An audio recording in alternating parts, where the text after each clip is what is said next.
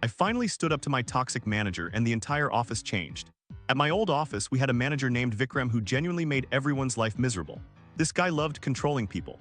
He'd reject vacation requests for no reason, force employees to stay late almost every day, and scream at staff in front of the entire office over tiny mistakes.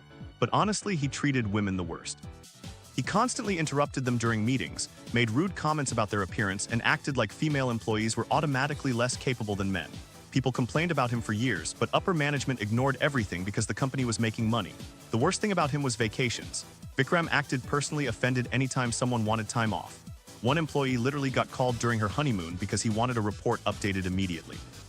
Another coworker had to cancel a family trip after Vikram threatened to ruin his performance review if he didn't come back early. Everybody hated him, but most people stayed quiet because they were scared of losing their jobs. Honestly, I stayed quiet too for a long time, but one incident completely changed everything. One afternoon during a team meeting, Vikram started screaming at one of my female coworkers named Neha because of a tiny formatting mistake in a presentation.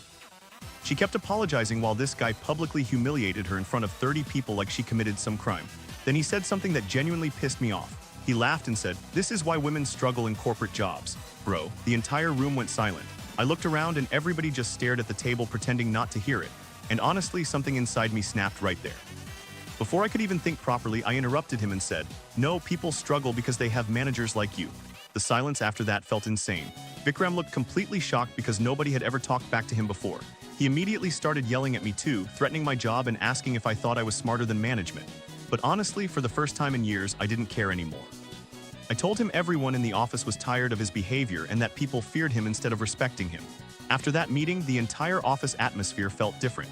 Coworkers started quietly thanking me, especially the women employees. Some of them admitted they'd cried in bathrooms before because of how badly Vikram treated them. Then things got worse for him a few weeks later. One of my coworkers was overseas attending her sister's wedding when Vikram started spamming calls demanding she return early for work. She was literally crying in the office group chat because he kept threatening her job during her vacation. That's when I publicly replied in the group chat, "Nobody's dying because a report is late. Stop ruining people's lives because you enjoy controlling them." And honestly, that message exploded internally. People from other departments started agreeing publicly for the first time ever. Employees began sharing old stories about how badly Vikram treated them over the years. HR finally got involved properly after screenshots started spreading everywhere. A month later, Vikram resigned. The craziest part was how different the office felt afterward. People actually smiled at work again. Women who stayed quiet for years suddenly became confident during meetings. Nobody looked terrified every time a manager walked by anymore.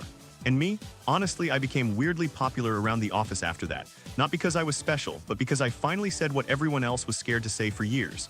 That whole experience taught me something important.